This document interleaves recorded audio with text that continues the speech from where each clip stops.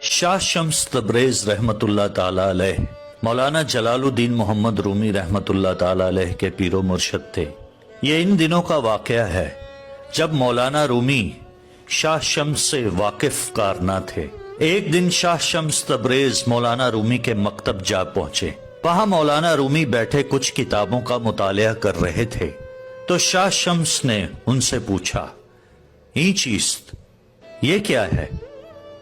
मौलाना रूमी ने उनको कोई आम मलंग समझकर जवाब दिया, ई आ इल्मस्त के तू नमी दानी, यानी ये वो इल्म है जिसको तू नहीं जानता। शाह शम्स ने ये जवाब सुनकर कोई रिएक्शन नहीं दिया। थोड़ी देर बाद मौलाना रूमी किसी काम से अंदर किसी जगह गए। वापिस आए तो अपनी वो नादिर और नायाब किताबें गायब पाईं। चूंकि शाह शम्स तबरेज वहीं पर तशरीफ फरमा थे तो उनसे पूछा, शाह शम्स आपने मेरी किताबें देखी कि वो कहां गईं? शाह शम्स ने मकतब के अंदर के पानी के तालाब की तरफ इशारा किया और कहा, मैंने उसमें डाल दी।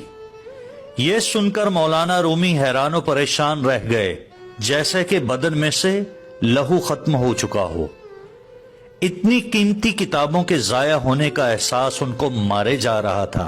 उस वक्त किताबें कच्ची स्याही से हाथ से लिखी जाती थीं। पानी में डलने से उनकी सब स्याही धुल जाती थी। शाह शम्स से दुख जर्दा लहजे में बोले, मेरे इतने कीमती नुस्खे जाया कर दिए। शाह शम्स उनकी हालत देखकर मुस्कुराए और बोले, इतना क्यों घबरा गए हो, अभी निकाल देता हूं। यह कहकर शाह शम्स उठे और तालाब से सारी किताबें निकालकर मौलाना रूमी के आगे ढेर कर दी।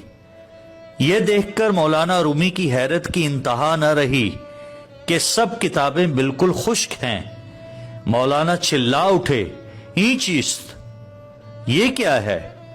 शाह शम्स ने जवाब दिया, ई आ इल्मस्त के तू नमी दानी, यानी ये वो इल्म है जिसको तू नहीं जानता। यह कहकर शाह शम्स चल पड़े। इधर मौलाना रूमी के अंदर की दुनिया ही जैसे उलट पलट चुकी थी। अपनी दस्तार फेंककर शाह शम्स तबरेज के पीछे भागे और जाकर उनके पांव में गिर पड़े कि खुदा के लिए मुझे मुआफ कर दीजिए और मुझे अपने कदमों में जगह दे दीजिए। शाह शम्स ने उन्हें उठाकर सीने से लगाया और कहा, मैं तो खुद एक अरसे से तेरी तलाश में था। तो दोस्तों, हजरत वासिफ अली वासिफ रहमतुल्लाह ताला अलैह फरमाते हैं कि कामिल मुर्शिद को हमेशा कामिल मुरीद की ही तलाश होती है।